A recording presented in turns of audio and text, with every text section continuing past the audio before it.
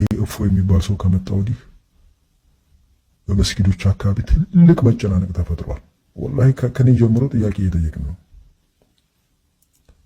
እኛ እፎይ የሚናገራቸውን ቃላቶች እስከነመኖራቸውም እስከነመፈጠራቸውም አናቅም። ይሄን ሁሉ የሚባለውን ነገር አናቅም። የምናውቃት አንድ ነገር ብቻ አለች። እሱም ነብዩ መሐመድ የ6 ዓመት ልጅ እንዳገቡ እናውቃለን። ከዛ ውጭ ግን ያለውን ይሄን ሁሉ ጉድ ወላሂ አላህ ሻሂዴ ነው። ማንም የሚያውቀው ማንም የሚያውቀው እና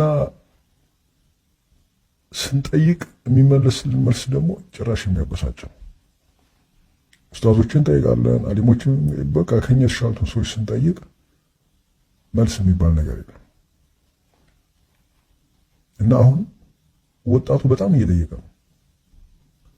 ሚዲያ ላይ መውጣት ስለፈራ የሚደርስበትን መገለልና የሚደርስበትን ችግር ከመፍራት እንጂ አብዛኛው ሰው እንዴት ይሄን ሁሉ እስከዛሬ አናቅም የሚል ትልቅ ነገር ተፈጥሯል።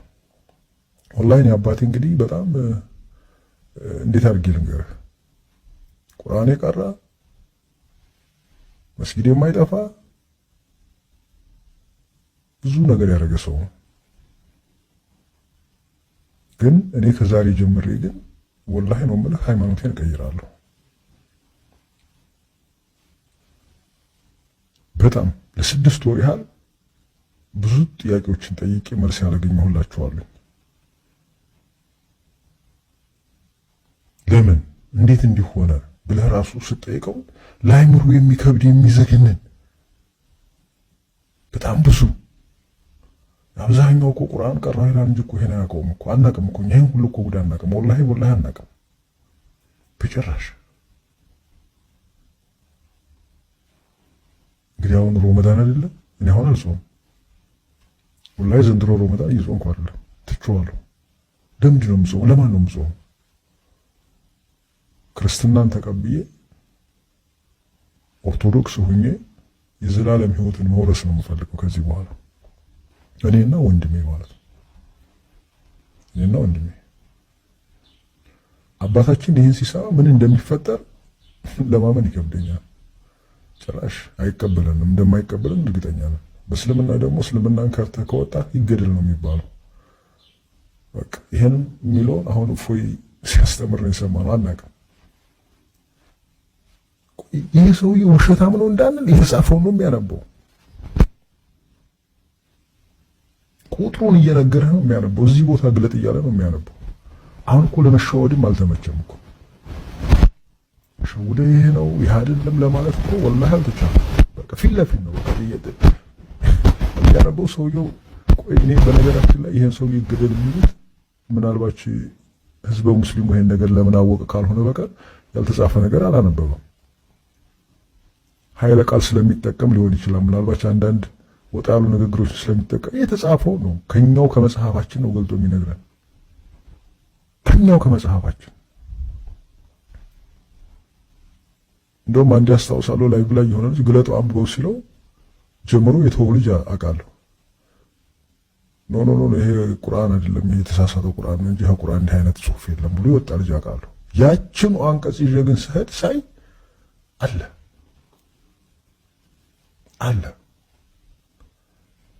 ነብዩ መሐመድ የሚባል ሰውዬ በዚህ ልክ የወሲብ ጥማት ያለበት ሰው ነበር እንዴ እስከ ማለት ድረስ ደረስኩኝ።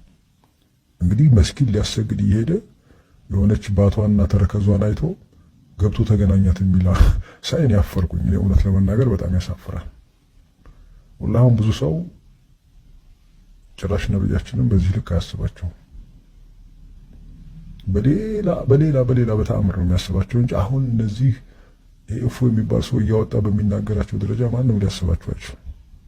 አሁን እሱ ነው ትልቁ ዝግብ የፈጠረው። በጣም ትልቁ ዝግብ ያለ ነገር የፈጠረባቸው። ስለዚህ እንደፎ አይነቶችን ማጥፋት ነው አሁን ትልቁ እቅድ። ብታምኑ ባታምኑ እንደዚህ አይነት ብቅ የሚሉትን ሰዎች ማጥፋት ነው። ሰው አይኑን እንዲገልጥ አይፈልግም። ጥያቄ እንድትጠይቅ አይፈቀድም። የሚሰጡ ምላሽም ደግሞ የተሳሳተ ምላሽ ነው። ትክክለኛው ምላሽ አይሰጡም። እና እኔና ወንድሜ ወላሂ ነው የምልህ ጨርሰናል። ሲጀመር ጨርሰናል። ክርስትና ልንቀበል ጨርሰናል። ከአባታችን ምን እንደሚገጥመን አናውቅም። እሱም ፈጣሪ ነው የሚያውቀው። እንግዲህ በእናታችን በኩል ችግር የለውም። እናታችን በአንድ በኩልም ኦርቶዶክስ ዘመዶች ስላሉ ችግር የለውም። አባቴ ግን በጣም አክራሪ ነው፣ በጣም አጥባቂ ነው። እነግርህ ነበር ብነግርህ ልታውቀው ትችላለህ። እዚህ ቦታ ልታውቀው ትችላለህ። ግን ያው ለደህንነትም ለምንም ለራሴ ለደህንነትም ስለምሰጋ ቦታው መናገር ያልፈለኩት። ግን ወሎ ውስጥ ነው የምኖረው።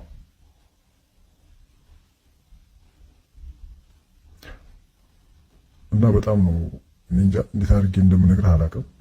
እኔና ወንድሜ ግን ወስነናል። ሲስተር ግን ይሄን ነገር ልትቀበልን አልቻለችም። እህታችንንም ብዙ መክረናታል፣ ልትቀበልን አልቻለችም። እንግዲህ አንድ ወቅት ሊገባት ይችላል።